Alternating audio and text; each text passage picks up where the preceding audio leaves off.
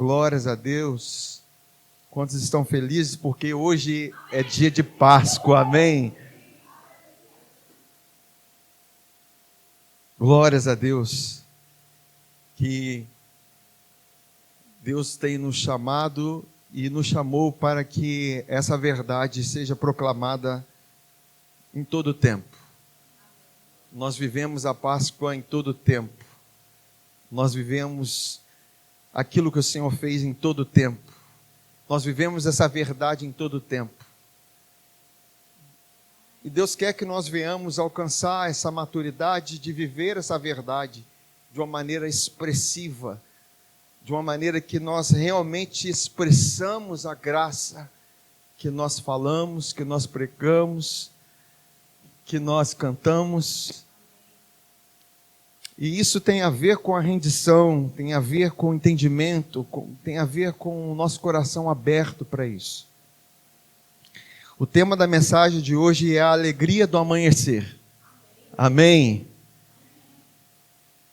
Eu quero começar com vocês lendo o Salmo 30, o livro de Salmos, capítulo 30, no versículo 4 a 6, que diz assim: cantem louvores ao Senhor.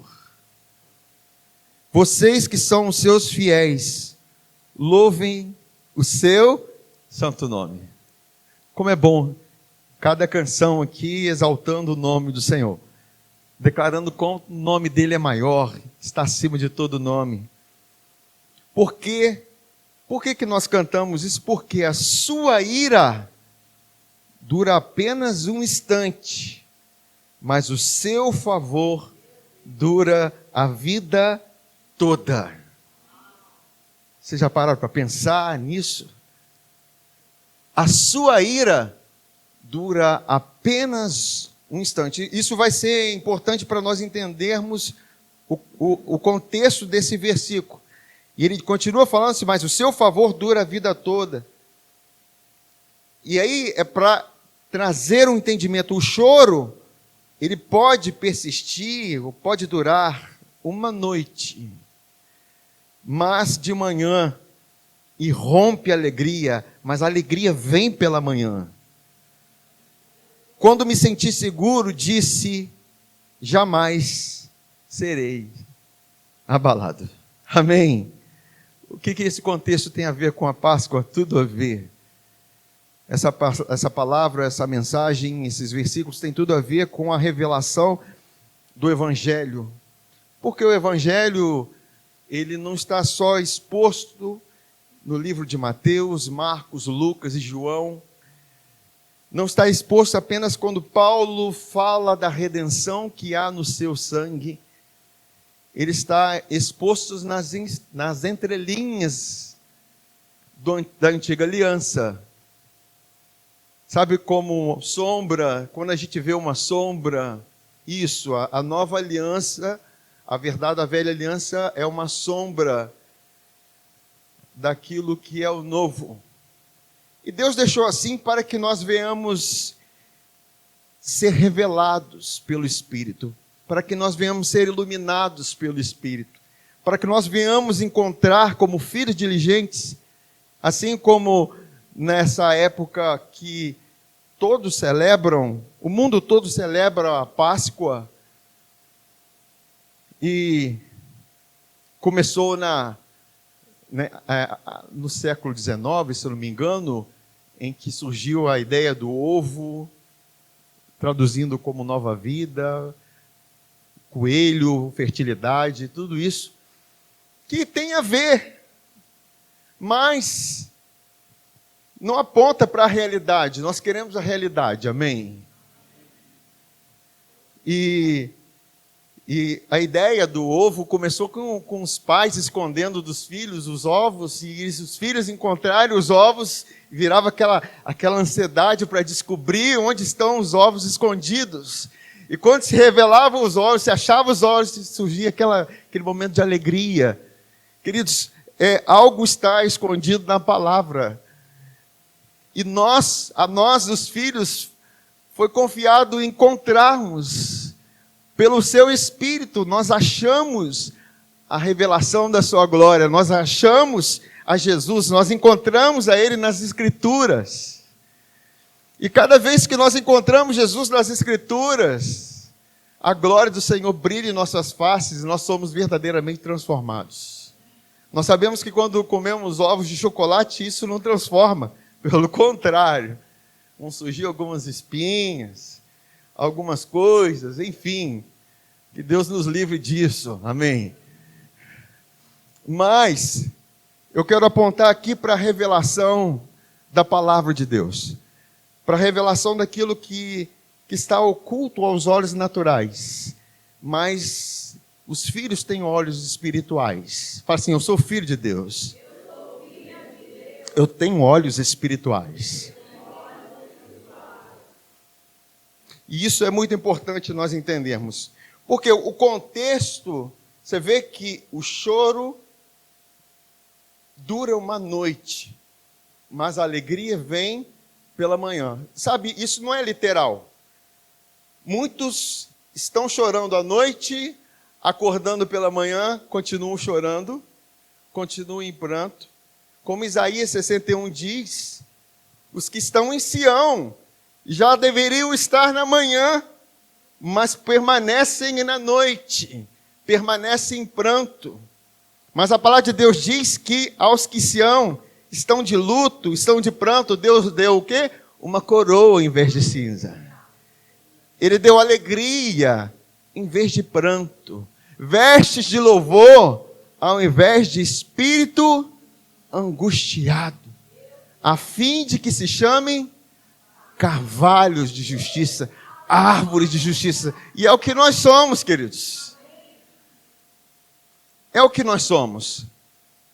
E entenda que a maturidade está em nós vivermos nessa alegria.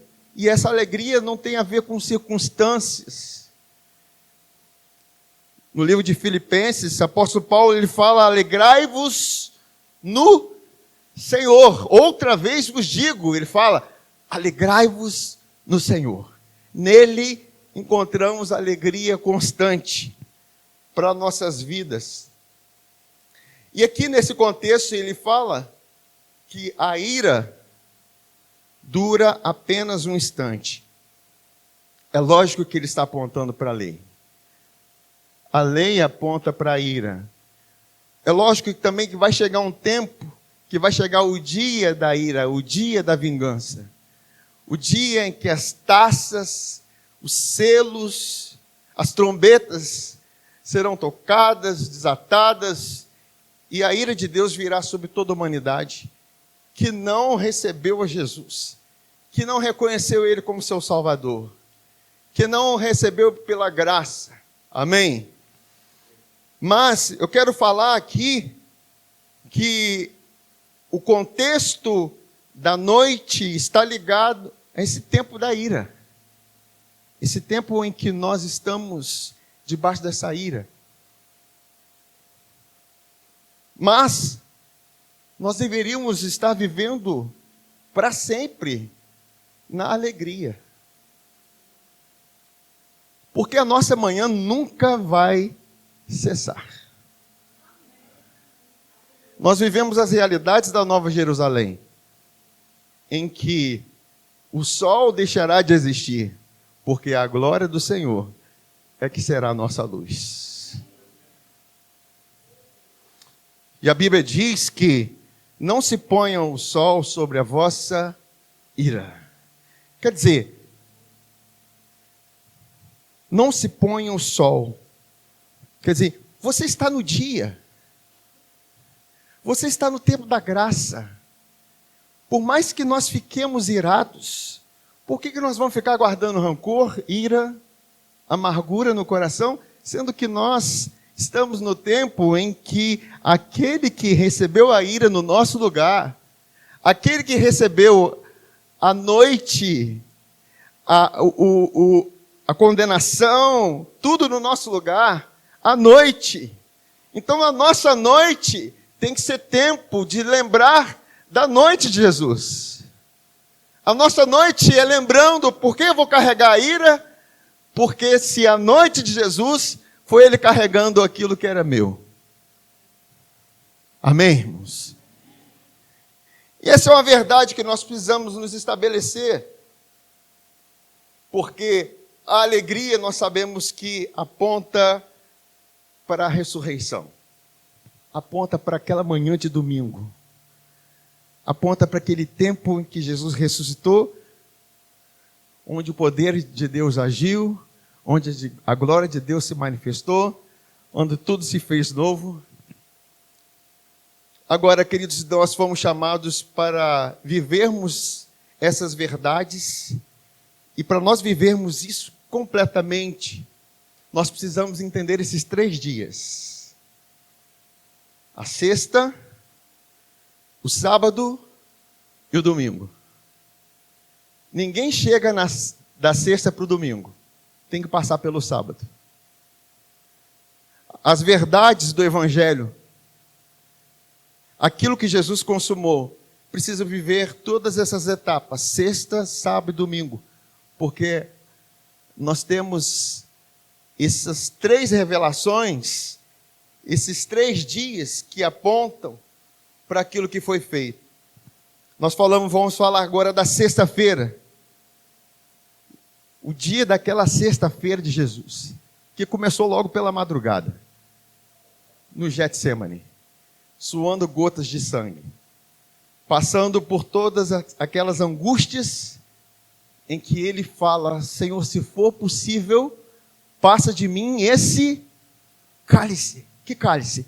É a ira de Deus. É o cálice da ira de Deus. Porque ele sabia que ele deveria ser condenado sem ter pecado. Ele teria que preencher aquele cálice vazio com o sangue dele, para que a ira de Deus não viesse sobre nós, não recaísse sobre a humanidade.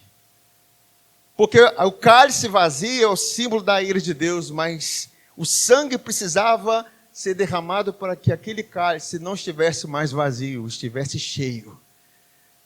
Cheio do sangue, que remove a ira, que aplaca a ira, que justifica o homem, que redime o homem, que salva o homem, que lava o homem. Queridos, nós precisamos entender e vivenciar isso de uma maneira intensa. E a sexta-feira aponta para essa verdade, Jesus como cordeiro sem falar, porque se ele falar alguma coisa, se ele falar, chega, tudo acabava antes da cruz. Se até mesmo quando os soldados vão prender Jesus e perguntam quem é Jesus, ele fala, eu sou. Eles caíram diante da sua majestade. Mas ele não veio ali para reinar sobre homens naquele momento. Ele não veio para se revelar como rei de Israel, mas ele veio para se revelar como salvador do mundo. Ele veio para se revelar como aquele que veio para salvar toda a humanidade. Mas para que isso acontecesse, ele precisava ir como ovelha muda ao matador. Imagina Jesus declarando umas verdades que nós gostamos de falar quando nós estamos passando por situações de dificuldade, sintomas de enfermidade. Nós falamos, pelas suas feridas nós somos sarados, Senhor, nós somos curados no nome de Jesus. E Jesus sendo aprisionado, ele fala assim, eu sou livre. Ele fala isso, pronto, as cadeias, qualquer coisa ia se romper, porque a palavra dele tem poder. Mas ele ficou calado. Cada ação de Jesus na cruz aponta para uma verdade para nossas vidas. E essa noite que aponta para sexta-feira é o tempo da ira, é o tempo do cálice, em que Jesus falou, faça então a sua vontade, Pai, não a minha. Por isso nós não estamos no tempo de viver a nossa vontade, irmãos.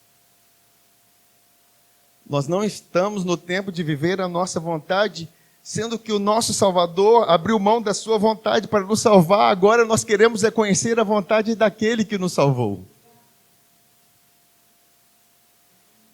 Nós não estamos aqui para satisfazer os nossos egos, os nossos egoísmos, as nossas próprias vontades. Eu não quero.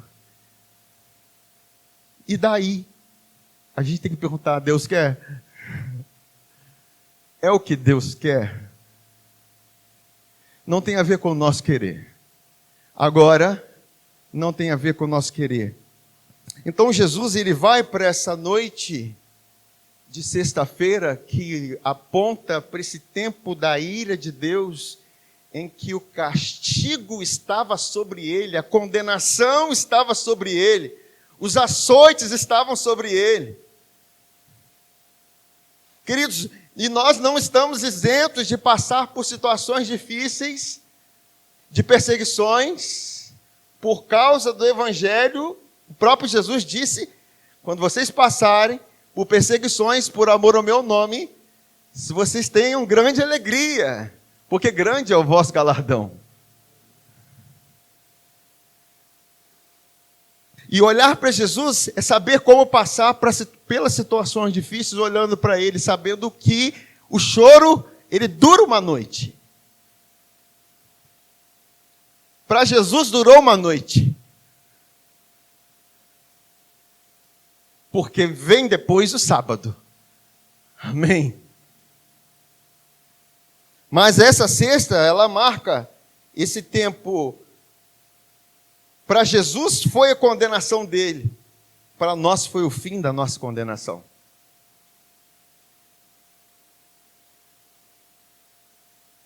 E eu gosto muito de pensar na sexta-feira, ou melhor, no dia da crucificação, da nossa união com Ele. Queridos, e isso é maravilhoso. Percebermos o quanto nós estávamos unidos a Jesus na cruz. Eu quero ler com vocês, em Colossenses capítulo 1, no versículo 16 a 17.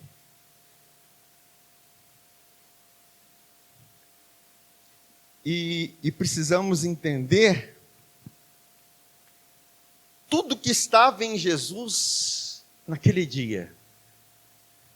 Tudo que estava acontecendo com Jesus naquela sexta-feira.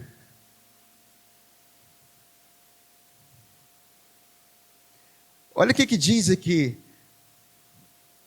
Pois nele foram criadas.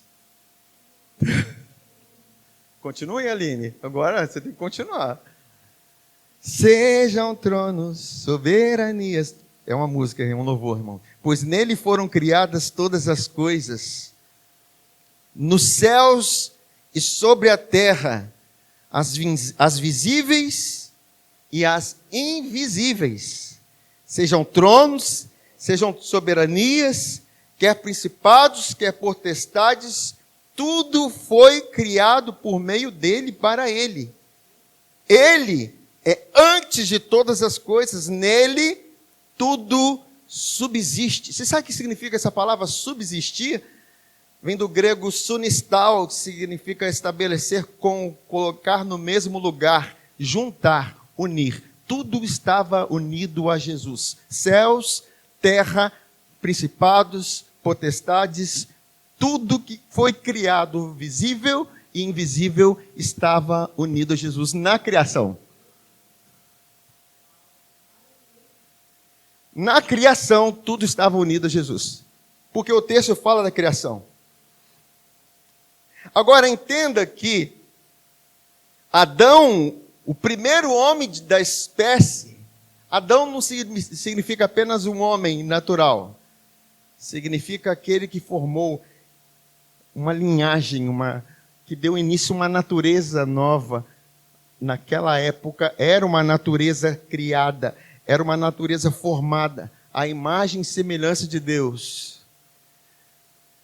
Porém, quando Adão peca, o pecado de Adão, e lembre-se uma coisa, a ordem de Deus para que não comesse do fruto da árvore do conhecimento do bem e do mal, não foi dada a Eva.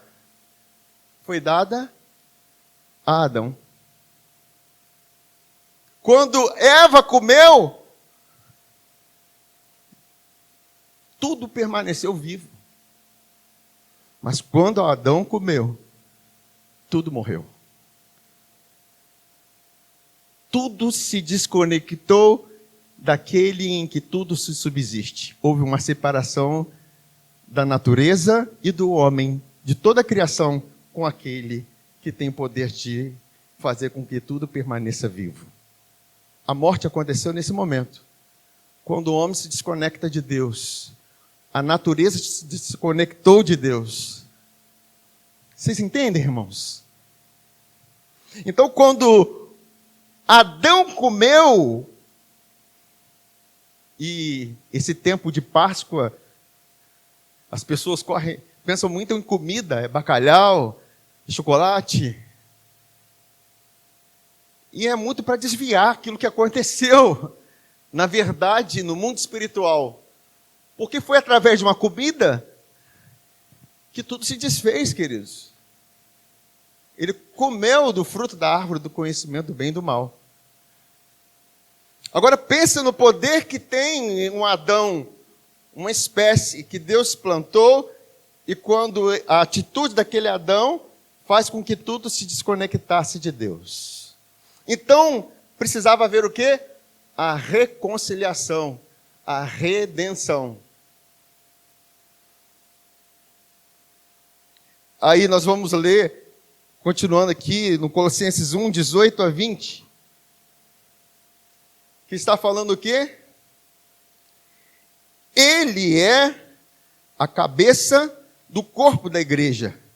Ele é o princípio primogênito de entre os mortos, para em todas as coisas ter a primazia, porque aprove a Deus que nele residisse toda a plenitude. É necessário que tudo esteja conectado a Jesus. Uma vez que o pecado veio e houve separação, por causa do pecado de Adão, tudo se separou de Deus, até a natureza. A natureza, a Bíblia diz que ela geme. Ela está clamando por essa reconciliação, essa manifestação daquilo que foi reconciliado. Eu vou mostrar para vocês entenderem. Ele fala assim, olha, porque aprove a Deus que nele residisse toda a plenitude. Eu estou aqui? E que, havendo feito a paz pelo sangue da sua cruz, por meio dele, reconciliasse consigo mesmo todas as coisas. Todas as coisas. Não foi apenas o homem que foi reconciliado. Foi toda a criação reconciliada. Por meio de quê? Pelo sangue da sua cruz. Aquela sexta-feira, aquele dia, toda a plenitude, tudo precisou estar em Jesus para que fosse reconciliado novamente com Deus. Aí ele fala aqui, consigo mesmo todas as coisas, quer sobre a terra, quer nos céus. Vocês estão me entendendo, irmãos? Olha o que diz Efésios, capítulo 1, versículo 9 a 10. E é importante nós entendermos isso. Ele nos fez conhecer o mistério da sua vontade, de acordo com o bom propósito que ele estabeleceu em Cristo.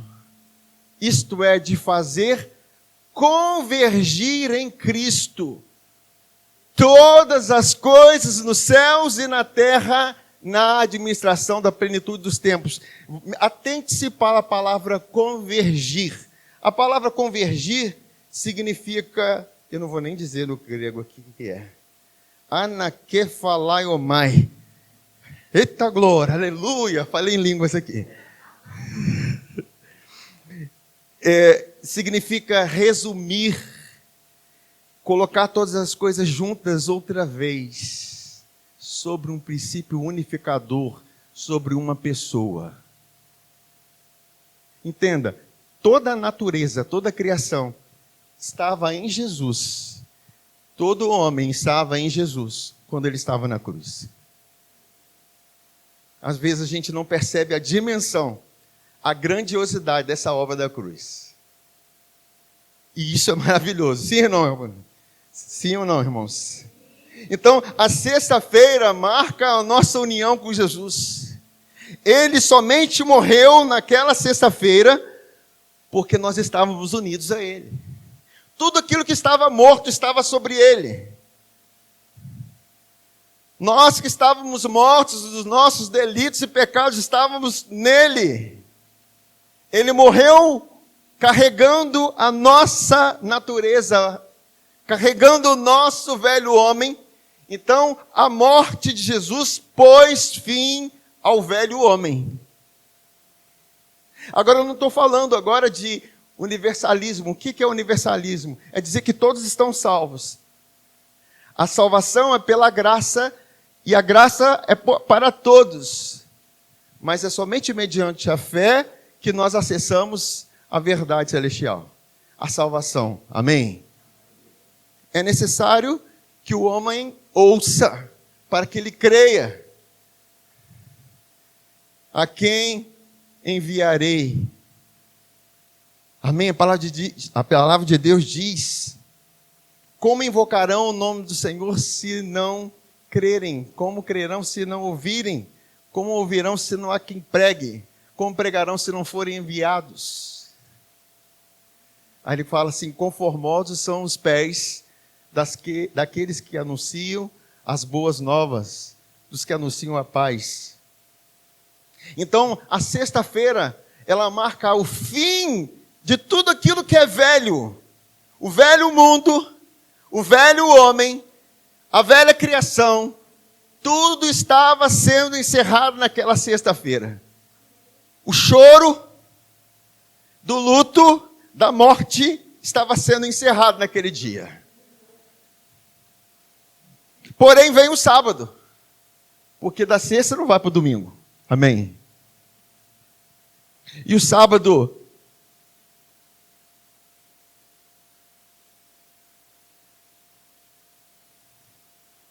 aponta para o descanso.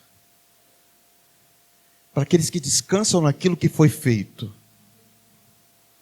Para aqueles que sabem que o seu esforço, a sua tentativa de ser melhor acabou, porque Deus já fez um novo homem. Na cruz tudo foi feito. A obra foi consumada e foi terminada sem ficar nada pendente, queridos. O preço que foi pago foi por completo. E Jesus não pagou somente na medida daquilo que devia-se a Deus. Nós não devíamos nada ao diabo. Nós devíamos a Deus. Devíamos a justiça de Deus. Mas Deus, quando dá o seu filho, Ele dá o seu melhor, algo que é superior a qualquer homem, qualquer coisa do céu, da terra, porque o sangue de Jesus Cristo não foi apenas suficiente para o pagamento das nossas dívidas, ele foi excedente ao pagamento das nossas dívidas. Nós não estamos aqui zerados para com Deus na nossa dívida, porque Ele creditou a justiça dele na nossa conta. Ele creditou aquilo que é dele para nós. Aquele que não conheceu o pecado, Deus o fez pecado por nós, para que nele, fala assim, nele, fôssemos feitos a justiça de Deus.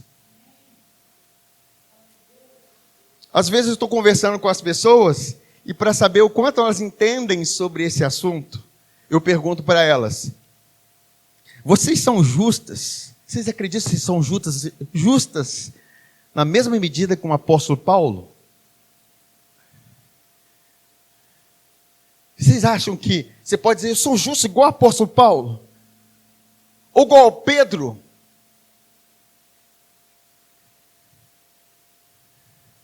Igual ao João? Vocês são justos igual a Jesus?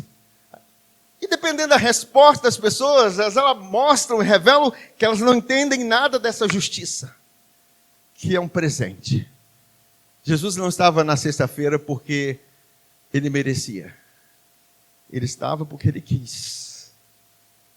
Ele estava porque céus e terra, o Pai, o Filho e o Espírito Santo, a Trindade estava envolvida naquela redenção. E ele, sem merecer, vai para esse lugar da cruz feito como pecado. E nele não havia pecado. Para nos tornar o quê? A justiça de Deus tendo pecado. Amém? O que é isso? Isso é troca divina. Graça é isso, irmãos. É você ter algo que você não merece.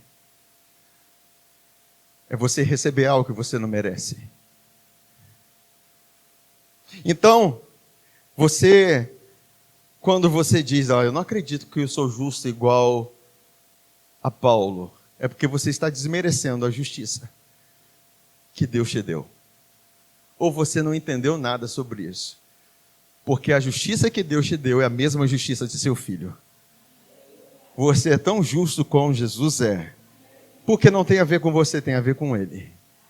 Nele, nós fomos feitos a justiça. Porque, na mesma medida, Ele está em nós. Nós estávamos nele na cruz. Hoje, Ele que está em nós. Isso faz toda a diferença, queridos. Porque a oração de um justo é diferente quando ele ora dessa condição, nessa posição. Porque a justiça é uma posição de fé. Você vai orar com convicção dos céus, com respaldo, como quem tem direito, como quem sabe quem é. Amém? Por isso que a Bíblia diz que a oração de um justo pode muito em seus efeitos. Não é a oração do pastor, não é a oração do apóstolo, que pode muito, é a oração de um justo. E justo é todo aquele que crê em Jesus, que entende a justiça que lhe foi dada. Amém? Agora, isso é importante. Então, quem crê nisso entra no descanso. Porque o descanso tem a ver daquele que enxerga toda a plenitude. Deus descansou das suas obras quando viu que tudo estava feito. No sexto dia, Deus já havia criado todas as coisas. E no sétimo dia, Ele fez o quê? Ele descansou da sua obra. Ele estava apenas contemplando o que foi feito.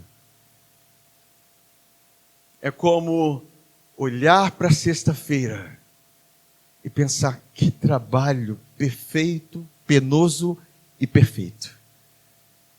Que trabalho perfeito de Jesus. Não ficou nada fora do lugar. A Bíblia diz que Ele cumpriu todas as exigências. Que palavra difícil, parece que é grega. Ele cumpriu todas as exigências da lei, Jesus, me ajuda. Fica aí. Todas as exigências evidentes da lei. Por nós. Para que você não estivesse em a dívida. Amém, irmãos? Agora, o que o sábado representa para nós? Quando você descansa naquilo que Ele fez, você tem a expectativa, você tem uma esperança, porque o descanso é o descanso da fé. Aquele que crê, descansa. Nós só podemos vivenciar o terceiro dia, porque o nosso objetivo é o terceiro dia, sim ou não, irmãos? O nosso terceiro dia, a nossa ressurreição, é viver não debaixo do império da morte, mas viver reinando em vida. Porque os que recebem a abundância da graça e a dádiva da justiça reinarão em vida. Para que nada que tenha envolvimento com a morte esteja dominando a nossa vida. Porque o nosso ser interior, o nosso espírito, já é mais que vencedor sobre a morte. Nós já nascemos de novo numa nova natureza, não mais sob o efeito daquele Adão que pecou. Porque nessa história agora nós somos como Eva. Eva representa a igreja. Não tem a ver com o nosso pecado, tem a ver com o pecado de Adão.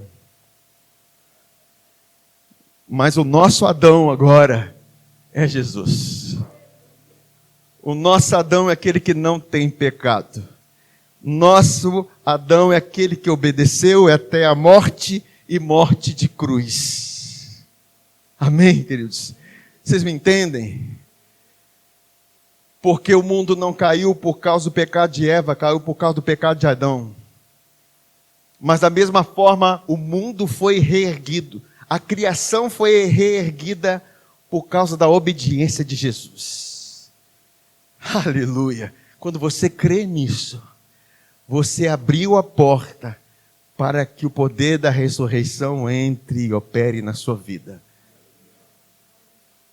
Quem crê, descansa das suas obras, das suas tentativas de querer ser justo, das suas tentativas de querer ser melhor.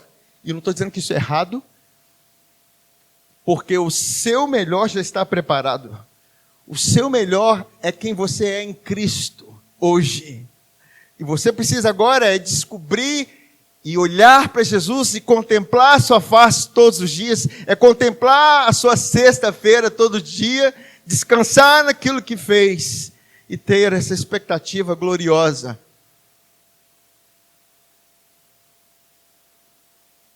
Em Hebreus, no livro de Hebreus diz que nós nos tornamos participantes de Cristo se mantemos firmes até o fim a confiança que tivemos desde o início. Tem a ver com a ousadia da esperança. É você saber esperar no Senhor. Porque, queridos, imaginem quem o choro durando uma noite. E nós passamos pelas nossas noites. Mas a nossa alegria é quando nós olhamos para a sexta-feira de Jesus e sabemos descansar naquilo que vai acontecer. Porque o que vai acontecer já é. Amém? Já existe. Já está consumado. O que Deus vai fazer na sua vida, Ele já fez lá na cruz. O que Ele tinha que fazer, Ele realizou. O que está acontecendo agora é apenas a manifestação daquilo que se crê. Deus te chamou para crer. Deus chamou para você vivenciar essa verdade e experimentar. Agora, quando você chega na noite e você pensa, eu vou dormir para chegar amanhã logo. Mas, queridos, isso não é o descanso da fé. Se não é o descanso na obra consumada, você vai dormir, mas você não vai descansar. E você vai ter uma noite mal dormida. A maioria de nós já tivemos noites mal dormidas. Se acorda sem forças. Se acorda com a bateria com 20%, com 10%. Porque você dormiu mal. Entende? Isso tem a ver com o quê? Tem a ver com a nossa fé, queridos. A nossa batalha é a batalha da fé. Eu preciso batalhar na fé. E por mais que nós venhamos tomar remédio para dormir, isso não tem um efeito completo como tem a fé na nossa vida. A fé, ela tem o poder de resgatar a nossa alma da angústia. Não tem problema a gente tomar remédio. Não há condenação sobre isso, mas existe um caminho mais excelente. Amém. Eu quero apresentar para vocês um caminho mais excelente, em que você vai descansar, porque você decidiu crer naquilo que foi feito. Agora, olha como que esse sábado tem a ver com crer, porque a fé é o firme fundamento das coisas que se esperam. Você decidiu, eu creio naquilo que Jesus fez. Isso brotou esperança concreta. E os que esperam no Senhor renovam as suas forças. Porque ele teve um bom descanso. Ele teve uma boa noite de descanso. Ele teve condição de dormir enquanto ainda era noite. Deus te dá condição de dormir em meio às tempestades que você vive. Deus nos dá a condição de dormir em meio às circunstâncias difíceis que nós passamos. Porque não tem a ver com a circunstância. Tem a ver com o olhar da fé que nós temos naquilo que já está consumado, queridos. Vocês estão me entendendo? Então o sábado marca isso. Por que nós temos essa expectativa? O que diz lá em Romanos capítulo 6, versículo 5 a 8?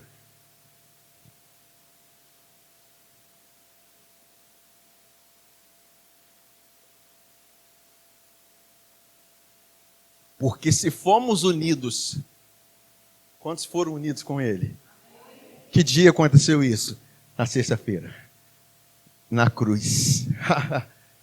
Tudo se convergiu. Tudo se uniu a Ele. Ele fala assim, quando eu for levantado da terra, ou levantado na cruz, eu atrairei todos a mim. Porque se fomos unidos com Ele na semelhança da sua morte, certamente, fala assim, certamente, o seremos também na semelhança da sua ressurreição. Sabendo isto, entenda, sabendo isto, eu preciso saber isso. O quê? Foi crucificado com Ele o nosso velho homem, para que o corpo do pecado seja destruído, e não sirvamos o pecado como escravos, porquanto quem morreu está justificado do pecado. Ora, se já morremos com Cristo, cremos que também com Ele viveremos. Cristo, nós vivemos com Cristo, nós vivemos por Cristo, e nós vivemos para Cristo. Entender isso é crucial. Entenda que Paulo está dizendo, olha, o poder que o pecado tem enquanto você não entende que você já foi crucificado no seu velho homem. Quando você entende, o meu velho homem foi crucificado com Cristo, por mais que venham as tentações, por mais que você esteja passando por lutas no pecado, você tem expectativa que o poder da ressurreição vai te fortalecer para te arrancar daquele domínio do pecado.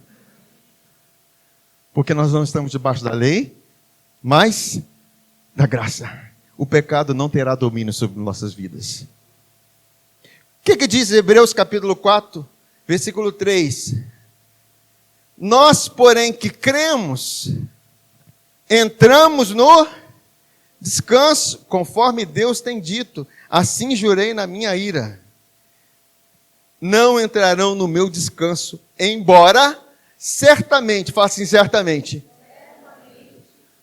as obras estivessem concluídas desde a fundação do mundo. Fala assim, tudo já está feito. O que está feito? Aquilo que era velho que foi terminado. E o que foi e é novo já foi estabelecido. A sua nova natureza é uma realidade hoje. Agora, quem está em Cristo é uma nova criatura. As coisas velhas se passaram, tudo se fez novo. Tudo que Deus é um ser, quando sabe que Deus é inteligente? É sábio. Ele conhece as coisas com um olhar da eternidade. Ele já te viu. Ele já te conheceu antes da fundação do mundo.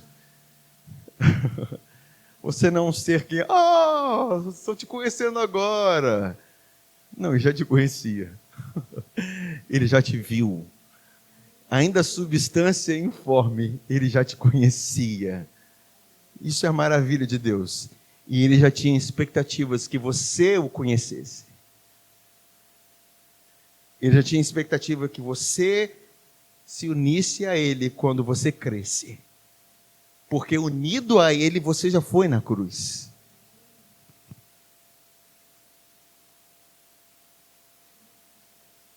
Então,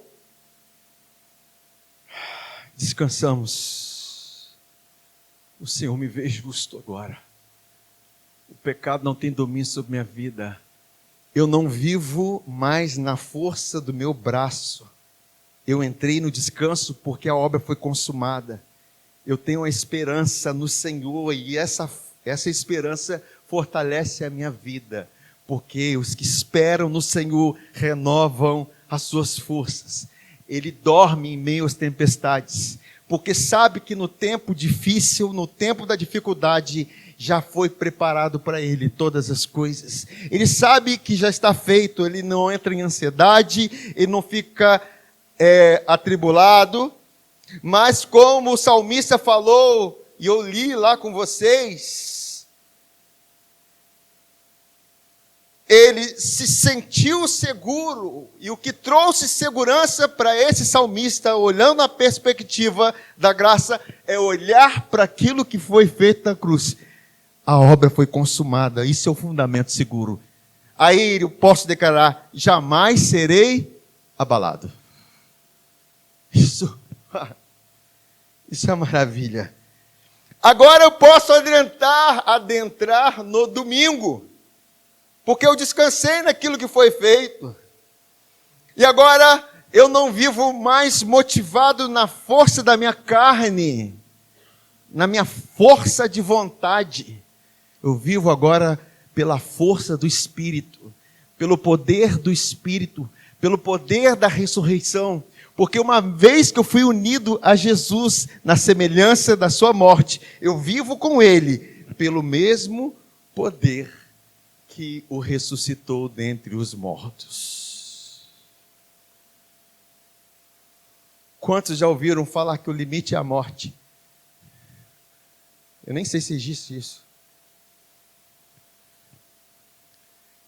A esperança é a última que morre. O limite é a morte. Agora você pode olhar a morte de cima para baixo. Amém. A Bíblia diz que nós fomos ressuscitados com Cristo e assentados com Ele nas regiões celestiais.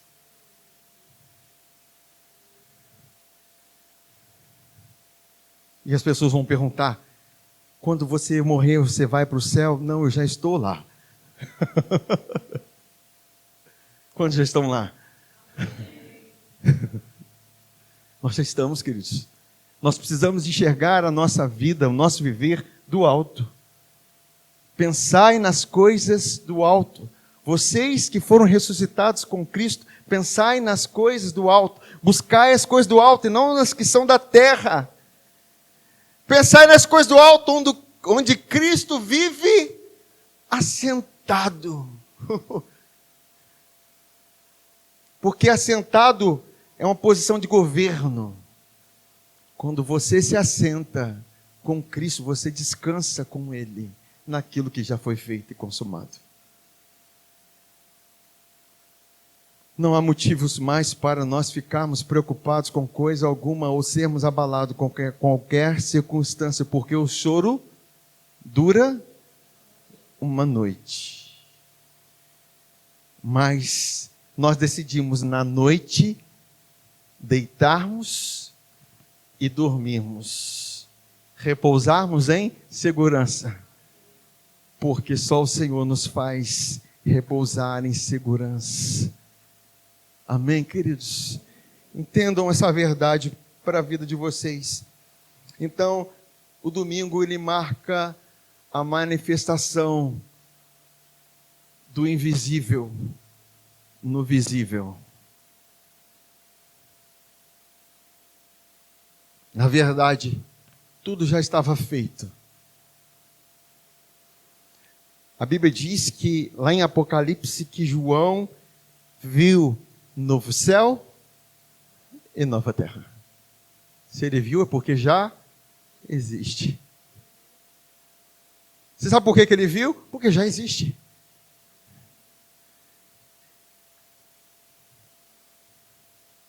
Se você continuar lendo, ele vai falar assim, olha, tudo já está feito.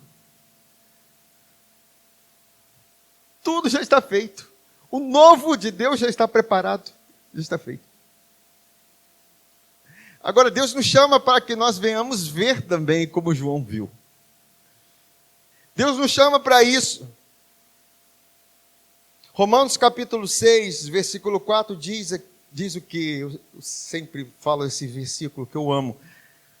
Fomos, pois, sepultados com ele na morte pelo batismo, para que, como Cristo foi ressuscitado dentre os mortos pela glória do Pai, assim também andemos nós em novidade de vida. Queridos, a força para nós frutificarmos vem do poder dessa glória, dessa ressurreição. A força para nós avançarmos, a força para todas as coisas, para nós vivermos essa nova vida, vem do poder da ressurreição. Não há limites. Não há limites. Fala assim, não há limites para nós.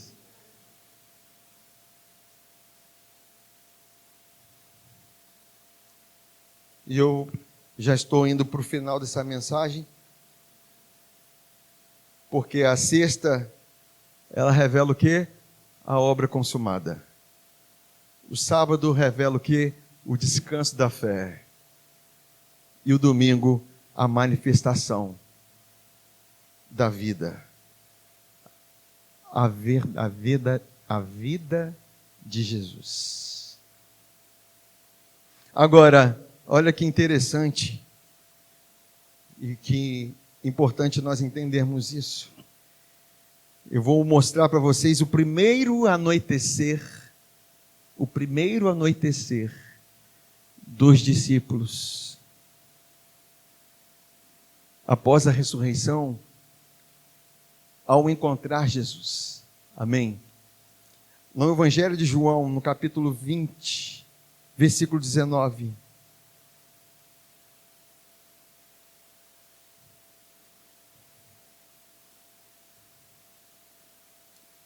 Essa aqui foi já no final, nos 47 do segundo tempo.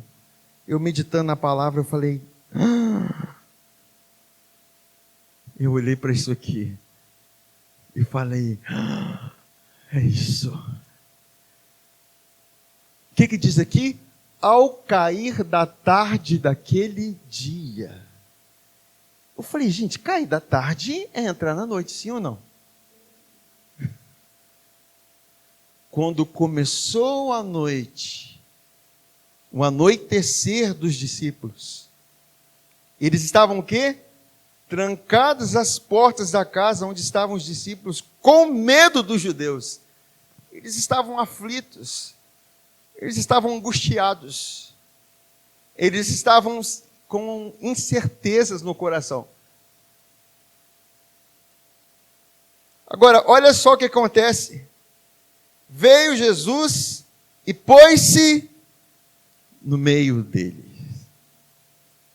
E pôs-se no meio. Fala assim, pôs-se no meio. A resposta para a noite é sempre colocar Jesus no meio. No centro. O homem não pode estar no centro. Não é você que está no centro. É Jesus que tem que estar no centro. Isso é evangelho, é apontar para Jesus e revelar sua obra consumada. E o que acontece? Ele diz o quê? Paz seja convosco, porque Jesus no meio aponta para o evangelho da paz. É Ele liberando paz. E ele fala que, e dizendo isso, o que ele fez?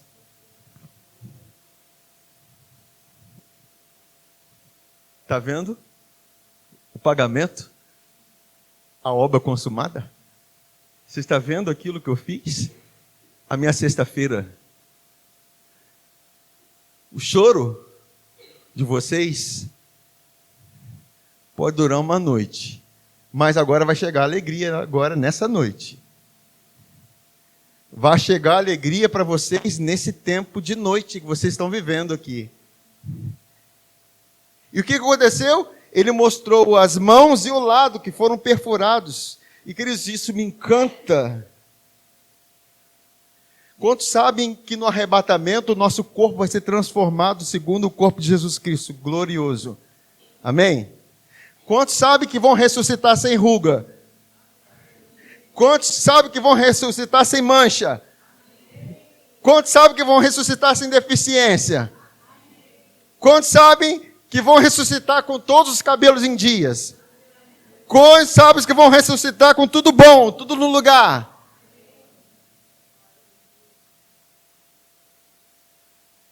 Você poderia dizer para Deus, Senhor, não, Senhor, pode me manter naquela aparência, com aquele defeitinho, aquele problema, com aquele sinal, aquela coisa que me incomoda.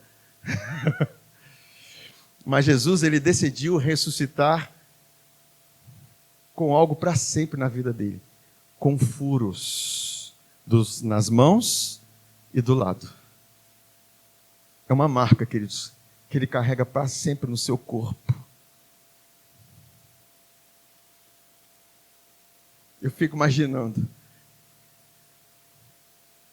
nesse dia, nós olharmos para os seus cravos nas mãos, suas mãos furadas, os lados furados.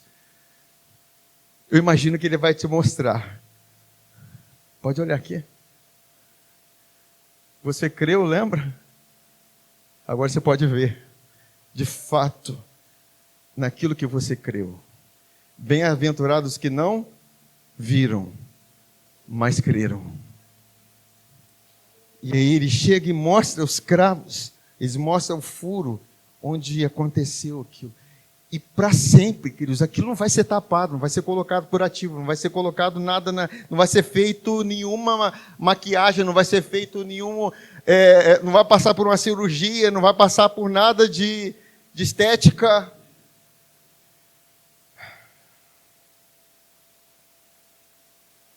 Deixa o Espírito Santo comunicar o amor de Deus com você, queridos.